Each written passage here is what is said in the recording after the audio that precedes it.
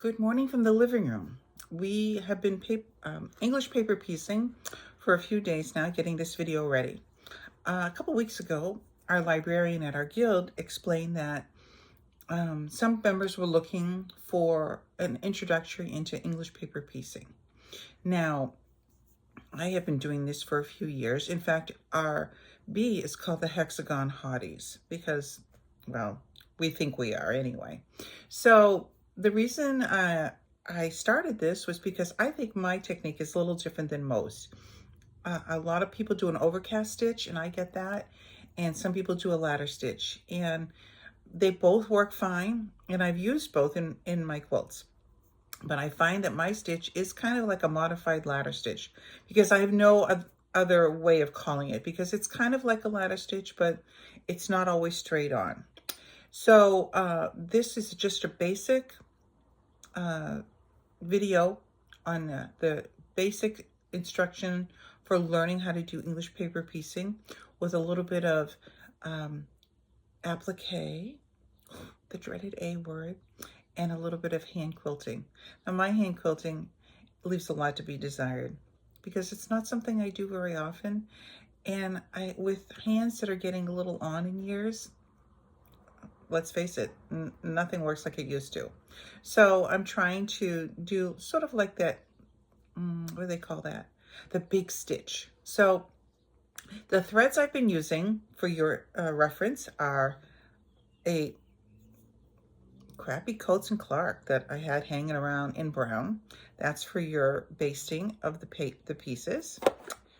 You have an option of using a 50 weight thread, which works very well, by Orville. And then I received this one, which is a Quilter's Select from the quiltshow.com when I renewed my subscription. That is an 80 weight thread, and that thing works great as far as not showing your stitches for applique and stitching your pieces together. Now, I don't know that much about this. It says a cotton poly. I don't know what that is. It seems pretty strong, and it worked great. So I'm not the thread whisperer. I have no idea. For me, most of it is, if it color matches, I'm going to use it. I like Orville, and I use it a lot. But if I need a brown, I'm going to use this. It's just the way I am. And then to make the quilting show, that may have been my downfall. I used this sulky 12 weight thread. So sometimes I use 30 weight, sometimes I use 12 weight, but it shows, so it looks cute. So that's where we are. Follow along. I did give you an intermission if you want to stop after the basics are done and not continue on with a little project that I have in mind. But the project is cool. It'll be something fun. But if you don't have time to watch 40 something minutes of video, then don't. Stop halfway. Save it for another time. I just don't want a part one and part two. I hate a part one and part two. Give me the whole thing. It's my option if I want to continue. So I'm giving you the option. You can continue on, do the project, or just look at the video, or save it for another day. It's up to you. Thank you. Enjoy the video. For old-fashioned basting a hexagon shape, this is your shape, and this is a 1 inch, considered a 1 inch hexagon, because the distance from point to point, this point to this point, is 1 inch. It might look bigger, but that's 1 inch on all sides, point to point. I've cut my fabric at 2 3/4 inches because I like to have a little bit extra, because I don't want to struggle. Who wants to struggle making a quilt? So making it 2 3/4 gives me enough to go around. As you can see, I've got plenty here.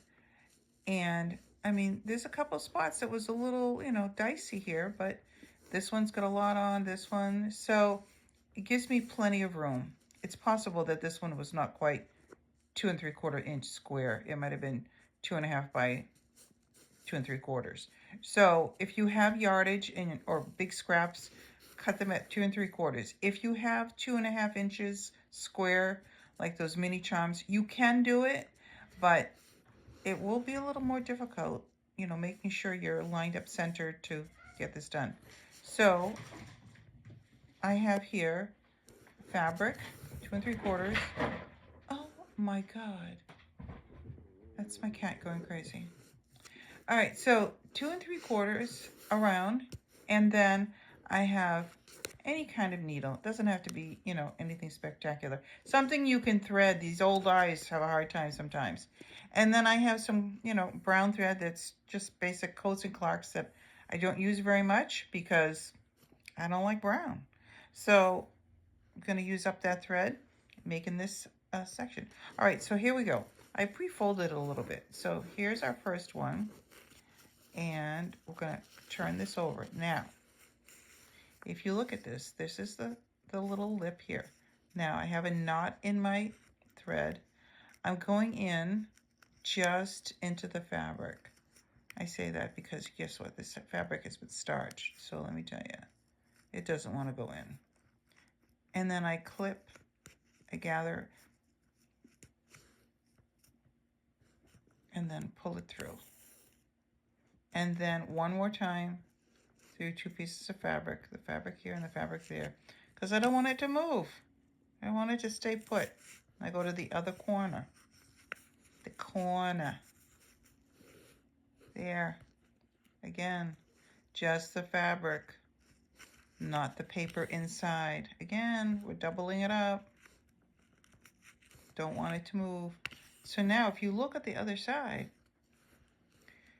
it's nice and clean. No thread. Go to the next one, flip it over.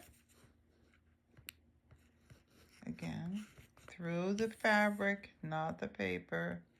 Double time. It's hard to do this. Oh, and I'm a lefty, so, you know, if you're a righty, which the majority of you are, try and reverse it. I don't know what to tell you.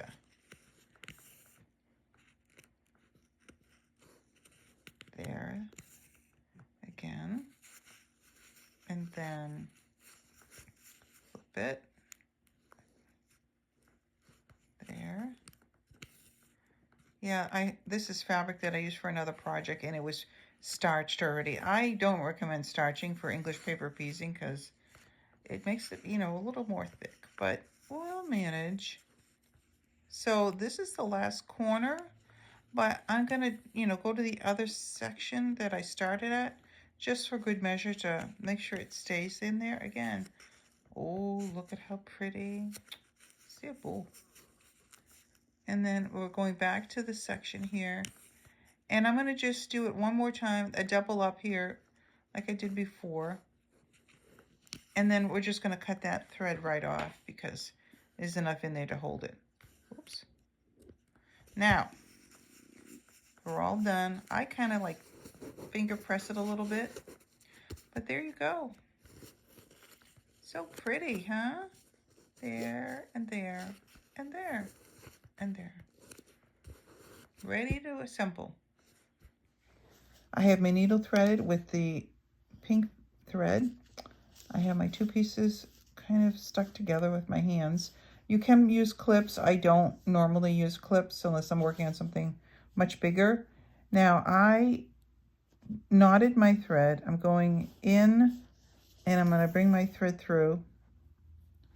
Didn't really want that other one. All right, so I have kind of a long tail here that I'll clip that later. So a lot of people do like an overcast stitch, and it's nice, and it's very tight, but I find that I'm not good enough and my stitches tend to show on the front. So I don't want it too tight, but I obviously want it tight enough so that it's not going to pull apart. Now my method of stitching is a little different than most everybody else. It's kind of like a modified ladder stitch. So I'll go in at an angle, so like this. Hopefully you can see. And I'll go at an angle like that. And then I'll bring it through. And then I'll go perpendicular like that. So that it's a little different. Now I've come in back. This is the stitch I just did. I gotta get rid of that tail. This is the stitch that I just did here. Now I'm gonna kind of backtrack. So I'm gonna go right here. Here we go here. Again, at the angle. It seems to tighten it up a little bit. And then again, perpendicular.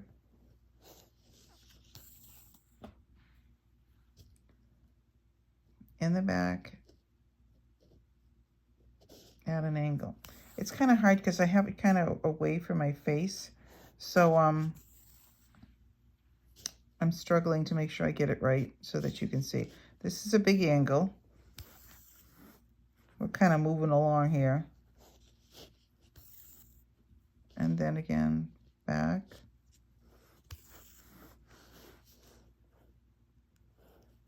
Perpendicular. So it kind of is the way I do it the whole way.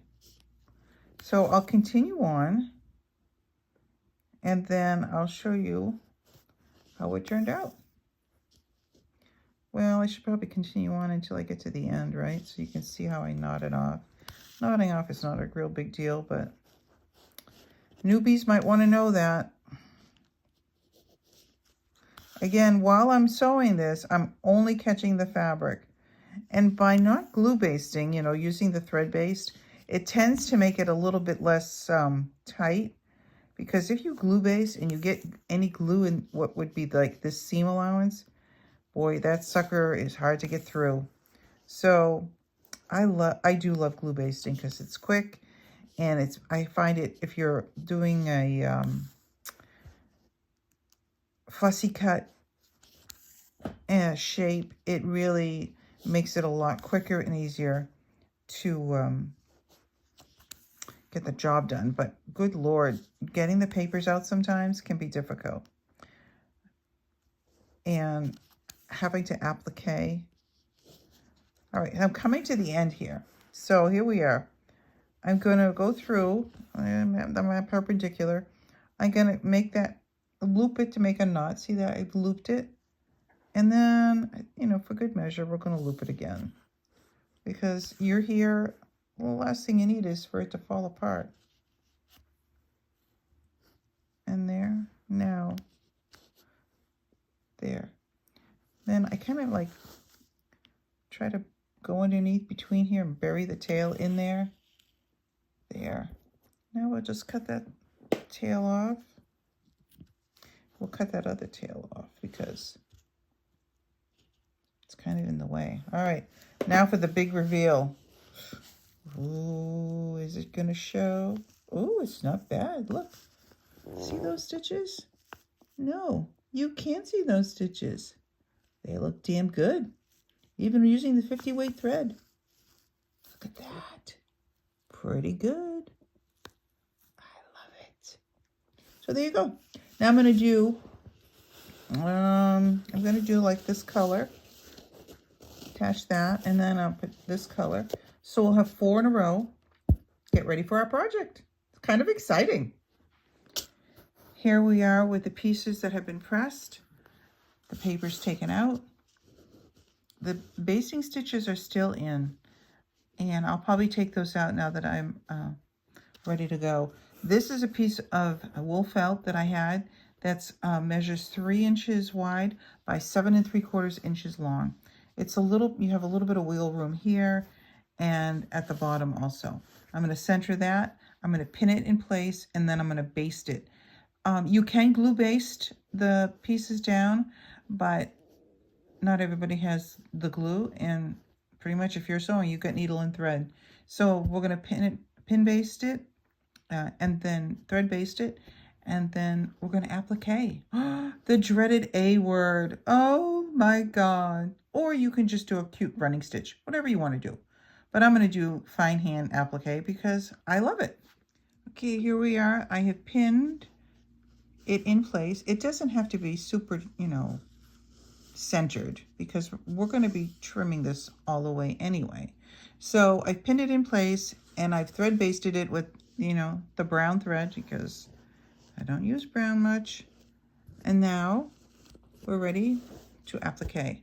I'm going to get my needle ready and my thread, and we're going to take a few stitches.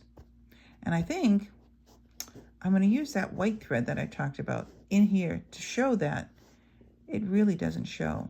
And if it really does show, well, then we'll rip it out, but it'll be good here. Okay, I've got my fine needle. I have no idea what it is. Find something that you like. I have my Quilter Select thread that's very fine, 80 weight, and I have a knot in the tail. Now, I know a lot of people do hand applique and they bury the knot so that the back looks really good. This back is going to be covered, so it doesn't really matter. So here we are. All right, now, for me,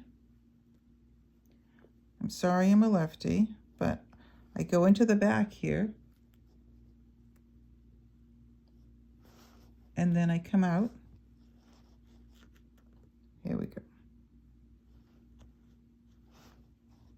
In that edge.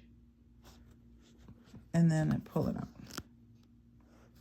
So what we're going to do is I kind of go in, again, in the back, because my thread came out here. I'm going to start in the back here. We're going to come back, go in the back, come out. So either right even with your previous stitch or just in the back of it. Now here we go.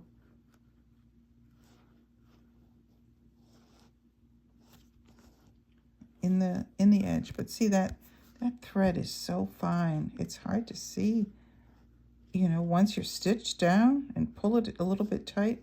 I'm going right in the corner here. All right, now I'm going to turn my work because it makes it easier for me to do the stitching.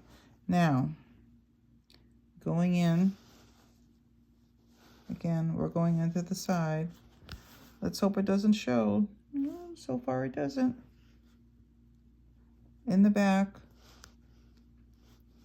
go under, come up on the side.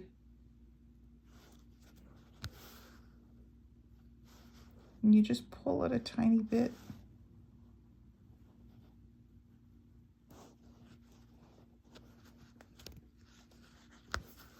I mean, if you're concerned about the stitches showing, good Lord, use navy blue thread.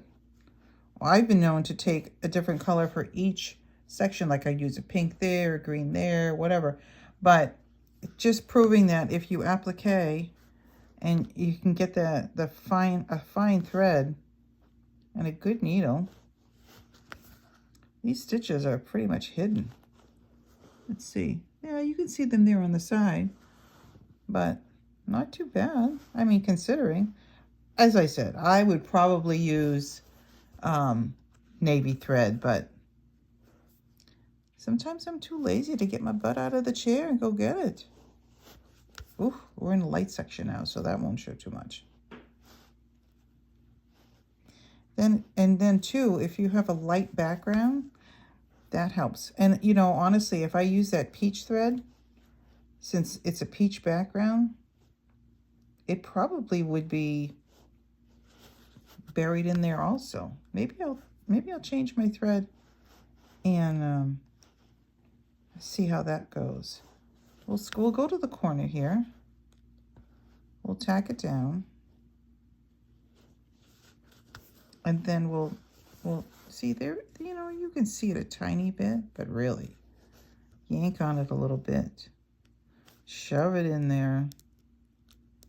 Move this over. Whatever works.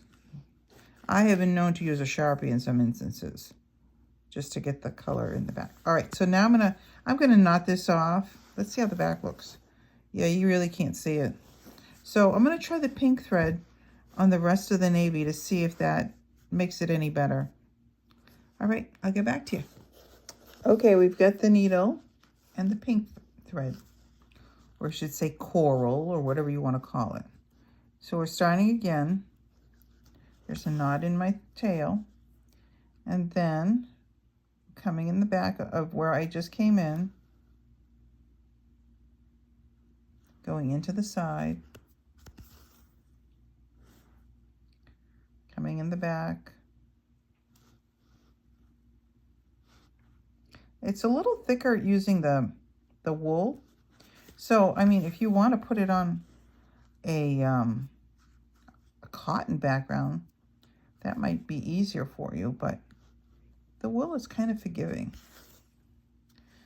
And really, that pink is really going, you know, even though it's 50 weight and not 80 weight, let me tell you, it's really melting into the bag. It's pretty good. You know, it's a learning process. So after this is all appliqued, then we're going to attach it to a backing, and we're going to quilt it. Can you imagine? Hand quilting. But let's enjoy the process of making something by hand and using your talents where they're only on a small project, and oh, this one's hard, and you either love it or you think, I'm never going to do that again. But for me, especially the English paper piecing part of it, oh, I do love it so much. And then you can do so many things with it. All right, enough for me rambling on. Oh, see? That looks pretty good. This is not done, but this, ooh, I like it. So we'll continue on, and then I'll get back to you when I'm done. Here we are all appliqué down to our wool base. If you can see, the stitches are pretty much invisible. There's a little bit of white there, but you know, it kind of blends in. So good job on the piecing and appliqué. The basting stitches have been taken out, so it's kind of nice and soft and lovely. Now, if you look here, it's not quite straight, and here it's not quite straight. So even with my best efforts of pinning and basting, it's still not straight. But in the end, this will be very forgiving because we're going to match it up with the back and cut it so that it is even. So long as you have enough, maybe 1/4 of an inch or more, you're good to go. So that is the start of our project. It looks pretty good, even though it's crooked. Here I rough cut the edges a little bit so that I don't waste too much fabric for the backing. The less I use, the better, so I preserve what I have for wool. Wool's expensive. Actually, fabric in general is expensive, so the less we use, the better, and have more for our future projects. So next up is the back and ribbon. I might have to go to the store for the ribbon because all I have really is black, and I don't want black. So we shall see. I think a trip to the store is in order. Yes. Get me out of the house on this fine spring day. Okay, before we continue, this is a brief intermission. What I have taught you in the first section of this video is the English paper piecing, using the thread basting, and then applying it onto a background and appliquing it. Those are your basics that a lot of people were interested in because my technique is different than somebody else's. So that's what I was going for. Now, nobody likes a video that goes on forever. And I am the first one to say, oh my God, it's going to be like forever. So this is your chance to stop and regroup and make your English paper piecing. You do not have to go further than here, but then you're going to miss out on these and this. So this is the bookmark in its finished state. Now, if you go on from this point, you're going to see how to piece this and finish the bookmark. So it's up to you if you want to continue, but of course I suggest that you do. But you know, if you want to stop and maybe save it for later, you could do that too. But I just feel that I don't want to do a two-part video, and I hate people that go on and on and on. And you know what? It's getting to be the point that I'm the one that's going on and on and on. But it'll be pretty, and it's nice for your friends to have something that you handmade for them. And if they're readers, which they should be, it's good to remember to touch the fabric when you're doing something other than sewing. So I think that for now, if you want to continue on, please do. And if not, I completely understand, because blah, blah, blah, blah, blah, go on and on and on. So thank you for watching up to this point. And if you continue on, I hope you make a bookmark. Your friends will love it. Thank you. Bye-bye. So I was going to show you a different kind of project and do the normal hexagon flower. But I thought maybe if we cut them in half and make a different sort of flower, it would give you a variation that would be a little more challenging and fun at the same time. So I'm planning on using yellow for the center and red for the petals all the way around, because I still have enough of that coral wool felt that I can do that. So basically we cut each hexagon in half, well, 3 of them in half, because you only need half. And then I'm going to base these and base this one, and then I'm going to start stitching them to the center. Something a little different. So let's give that a whirl. How about that? Here we are with the half hexagons basted. I decided to change it up and use some of the light blue. Look at those bees, how cute they are. It's like a little floral heaven for the bees and the flowers. So here we are. We have the yellow center, as I said, and I'm going to do the blue and the red instead of just solid red, because if we're going to put all that work into it, we might as well show it off a bit. Now, I've basted these and stitched them down again with the same technique that I used in the other. Now you notice that you can see the basting stitches on the outside, because there's so little fabric here that it was very difficult. I have one that this one, ooh baby, it's tenuous at best. But so after I did this one, I thought, oh, why struggle?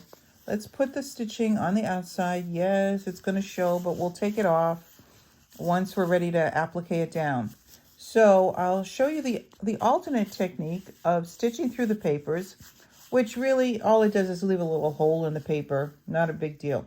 So I have here my fabric. I cut that 2 3/4 inch circle in half, and see how little that is. And really, I have enough fabric. I could have made it, but you know, just so you can see what it's like. Now what I'll do is, see this one, this was my red in case I was going to do all red. And what I do is I trim it up so that, see, this one has a little more fabric, but anyway, I trim it up around so there's not so much bulk when I'm stitching. So I'm going to stitch up, I'm going to baste it, this one, and then we'll attach it, and then I'll show you how to stitch up the rest of it. So we'll have a little fleur for our second project. Here we have our trim piece of fabric. I've got my needle and my brown thread. I've kind of folded it a little bit to kind of get it started. So what I'm going to do is I'm going to fold this edge over, even though it's really tiny, and I'm going to start from the outside, the pretty side, so that when I have to take out the basting stitches, the knot will be on the outside. So I'm going to take a couple stitches in and out so that it goes through the paper. I know what I told you before is all different now, but I guess you can decide what's best for you. So here we are, basting the paper, making sure it's, you know, somewhat tight. Try not to baste your finger like I was doing. Now we're getting towards the end, so we're going to fold it over again. And then go in and out all the way around.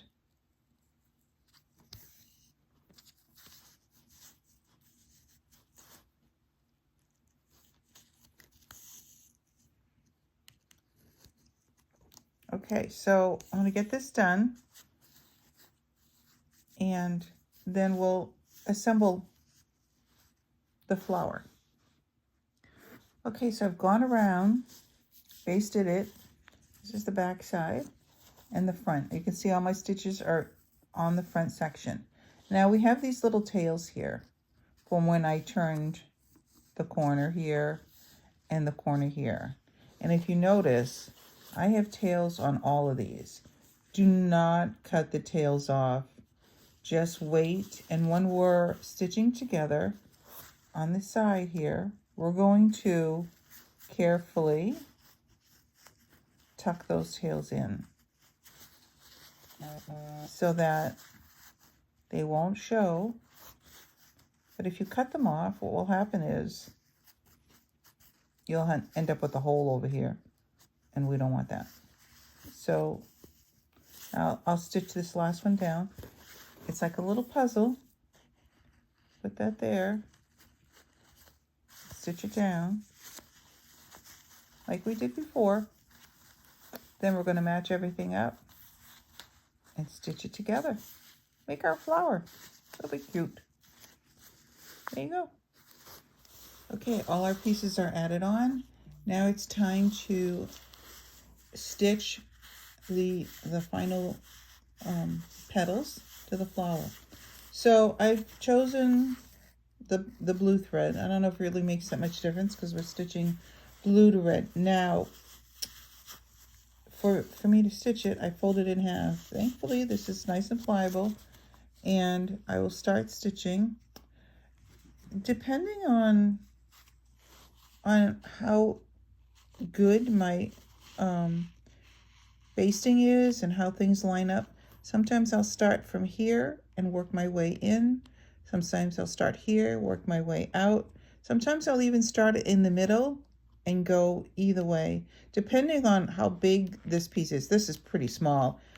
Some of my pieces are for different quilts are a lot bigger, and they don't quite line up perfectly, but this will be fine. Again, just kind of avoiding these little tails. So you just want to kind of stitch from here to here. And then I'll do all of them like that, all the way around, and then I'll come back.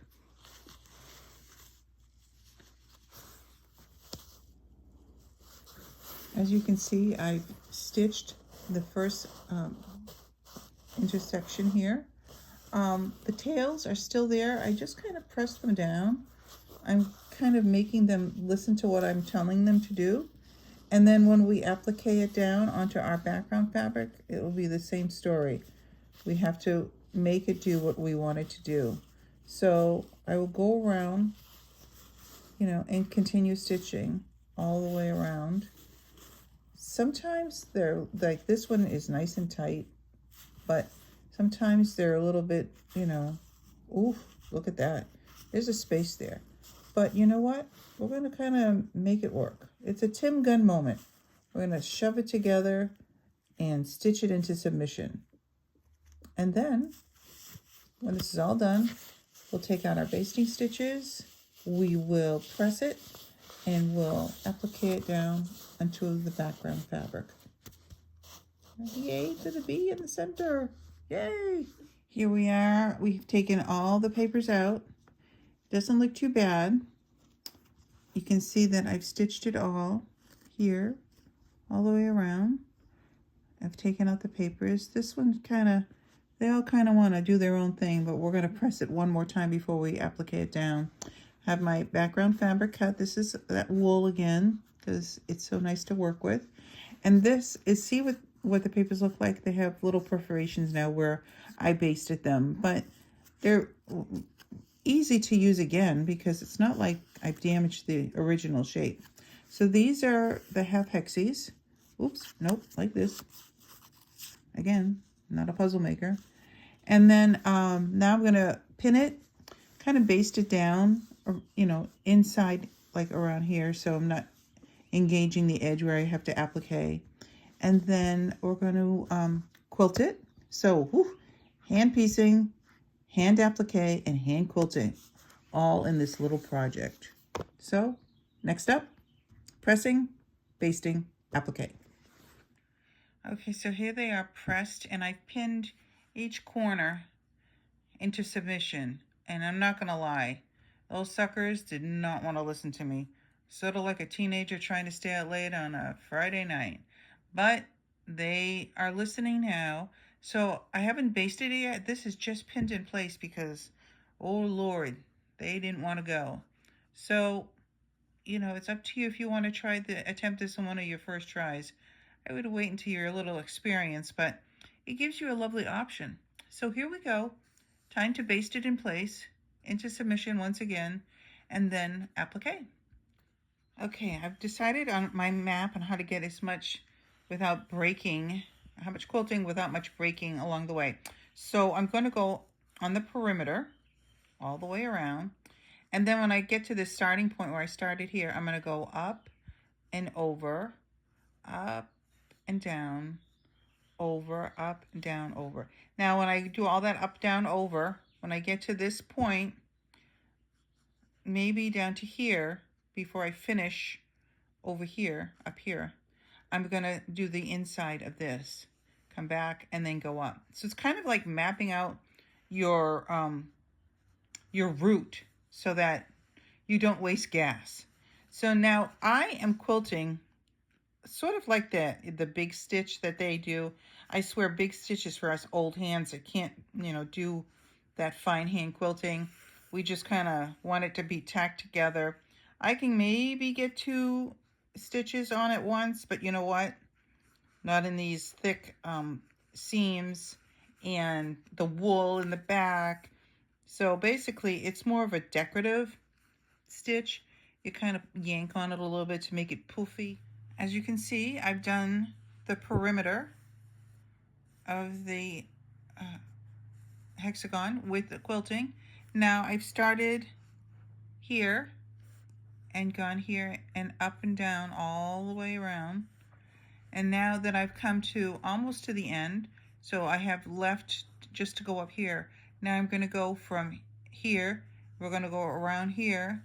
When we get back up, then we'll go there. So basically, I've done this whole little patch using needle and thread only one time, which old eyes, old hands, we want to thread as little as we can and not, you know, have it knotted by having it too long.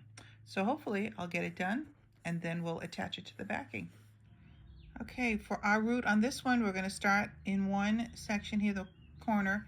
We're going to do the perimeter, up and down, perimeter, up and down all the way. And then when you get here, when you have no more up and down, then you're just going to finish the perimeter all the way around to here. And then we put them together. On to the next step, which means trimming up that piece a little bit so we're not wasting too much of the wool for the back. Trim this up a little bit. I have ribbon. It doesn't match perfectly, obviously, because it's a lot lighter, but it's better than black ribbon.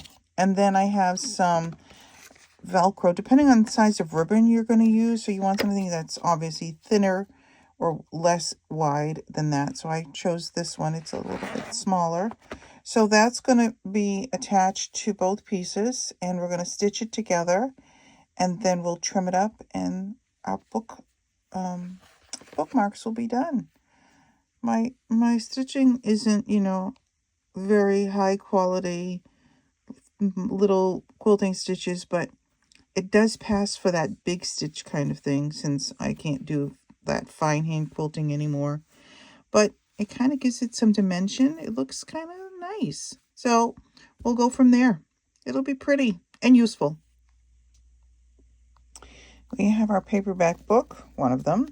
We have our ribbon that has been put in about halfway, and we have a generous overlap. This will come into play later, but for right now, we're going to use this as a guide on how big to cut our ribbon. We have our piece that has been quilted and layered with the other one, ready to go, with a 1/2 inch all the way around. We have our 2 pieces of hook and loop tape, and then we have our other one that is sort of rough cut also. So these are what we're going to start, and I will make the ribbon about the same length for this one. So we'll have 2 pieces of ribbon, one for each one.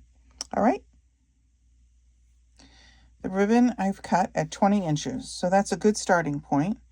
Here's the front of the bookmark, the back of the bookmark, and this is the ribbon. Now I'm going to put it down a couple of inches, and I'm going to secure it in here. I'm just going to machine stitch in here. I may bring it down a little bit more so that when I put the Velcro onto the back of it, it will be hidden. These stitches will be hidden by the Velcro.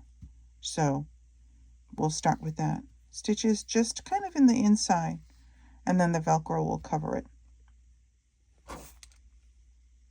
All right, my ribbon has been attached to the this will be the inside of the bookmark, so this won't show. So right side up, and then I've moved it down a little bit, and then I started stitching just inside of the area, so that when I place my Velcro, this is the hook part of it, on the other side, it will cover the stitch. So this is what it's going to be. This will be the back side of the bookmark, and the Velcro will go, if I can do this one-handed, which is always dicey, the Velcro will go on top, and the stitches to put this down will cover the stitches I've already done attaching the ribbon. This will be put down a little bit like that, because eventually this section will be cut off. So I probably shouldn't have stitched it so close to the top. Note to self, don't do that next time. Here is the back side with the Velcro sewn to the back, covering up our previous stitches that we did to attach the ribbon. I've removed some of the original stitching at the top here to give me a little more wiggle room. So this is the inside. I know, kind of counterintuitive showing the pretty ribbon, but that's how it's going to be. And then, you know, this will be put on top, stitched all around together, trimmed, and then we'll attach the Velcro to the end of the ribbon. But before we do that, we want to make sure that we have it in the right position and the length is correct, because this is oversized at 20 inches. So it'll probably be a little bit less than that. And then once that's done, everything is done, trimmed up, then it's ready for use. Okay, as I've pinned these, the front to the back, this is the top of the bookmark, so it'll wrap around from there. Same with here. Now, when you're doing yours, this one isn't bad because it's about 1/2 inch from the top. That leaves me enough room. But this one was a little bit less, so I had to kind of mush it up a little bit, so that, because when I'm stitching up here around the perimeter, I don't want to have to stitch through that Velcro. That sucker's hard. So I'm trying to avoid stitching through there. So maybe if you're making yours, bring them down a little bit. Ooh, baby, that was close. So now I'll stitch them, and I think I'm going to audition some thread, see what I like that shows up, and then who knows if I do the same for both. Ooh, we'll see. Okay, I've chosen this 30 weight, 12 weight silky thread to do the perimeter. I started here and I went around. Now, I could not imagine why I was having so much trouble getting these stitches. I ended up doing the stabbing stitch, which is in and out and in and out, not a rocking stitch like, you know, most quilters do. But I have made these bookmarks before and I couldn't figure out why I was having so much trouble. Well, the reason is this is wool and it's felted wool, which is really tight. I mean, it's beautiful, but that's the reason, is because everything is really tight. The ones I made before were craft felt, so it was thinner and easier to stitch through. So what I'm trying to show you here is I've finished up. I've come and I put my thread in the middle between the two layers. I've looped it, and then I'm going to pull this. She said she's going to try to pull it and make a knot. Ooh, there you go, on the inside. And then I'll cut away these threads. So next up is trimming all the way around to make it neat and tidy. Now you could use a pinking shear, but I don't know. I think I'm going to try it on a spare piece of this wool, because like I said, it's kind of thick. So we'll see how it looks. My other bookmark, which I'll show you, at the end, I just trimmed it really close to make it neat and tidy. And, see, this kind of looks crooked right now because it's not neat and tidy. So, and then when you're trimming, obviously you want to trim these pieces separately so you're not, trimming completely through and then cut your ribbon off. I haven't made that mistake yet, but oof, it could happen. Then you'd have to unstitch and redo it all over again. So, as I said, I will trim away all the way around, but this section I will trim the top piece, flip it in the back, and trim the back piece so that they're even. And this will still be freestanding. So there you go. My quilting isn't the greatest in the world, but, it's handmade with love. Go for that. And it's enjoyable. I place my ruler along all the edges, starting here and working my way around. I put my 1/4 inch on the straight section of the hexagon piece. So each section, from here all the way around to here, was cut through the 2 layers using my ruler and rotary cutter. Now, I have put the ribbon kind of halfway in the middle, and then I'm going to measure up. Now, this is obviously more than I need, unless you're working on a really big book. So what I'm going to do is I'm going to cut a little bit off, just a tiny bit, or maybe that was what I cut off. I'm not sure. And then I'm going to double up this and make a little hem. I'm going to machine stitch a hem, and then I'm going to figure out how much Velcro I need and stitch it to this side, because we want it on the pretty side so that when we slap it down and slap it together, the Velcro will stick.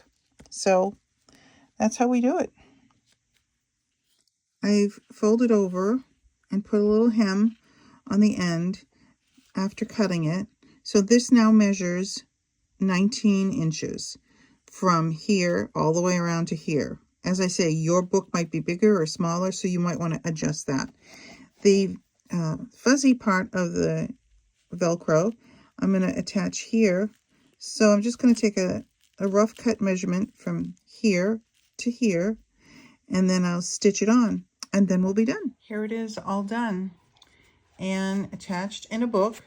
And then if you just want to undo it, you can take it apart as easy as that.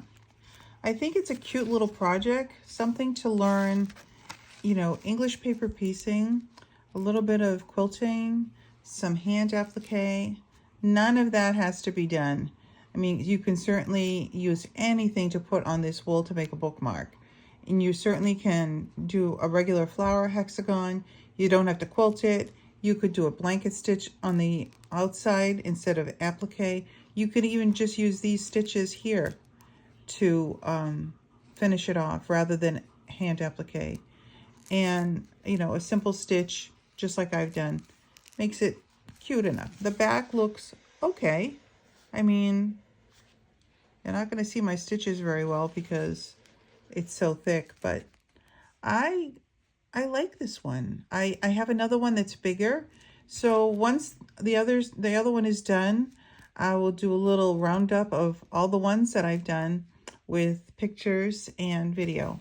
So there you go, a hexagon project that's easy and a good way to find out if you really like doing handwork and making hexagons. So a good little practice piece for you to try. Thank you. Well, you've stuck with me this long, so we'll recap. We have this one, little one, and we have something a little fancier, this one. And then we have, this is the original one, and this is the one I made using the craft felt. And I found that it was a lot easier to applique on, stitch on, because it's not so sturdy. So this is the one. Now, if you look, you can tell there's the original hexagon flower here with, you know, an added three hexagons onto the top or bottom, whatever you want to do. So this makes it a little bit longer. So if you're having it, you know, on a big book, like one of those heavy duty paperbacks that they have now, that's another option. I guess it depends on what you're used to reading or what you're gifting. If you're gifting it to somebody, what they're used to reading, you know, like the old Reader's Digest that were like the big print. So anyway, there's that. So, and the reason I'm doing an exit little video is to explain to you how I feel about the long video. And I felt bad that it was going on and on, but I really wanted to explain everything in detail. But as I remember years ago when I was quite young, and you know, I'm pushing 70 at the moment. Not quite, but I'm closer to 70 than I am 60.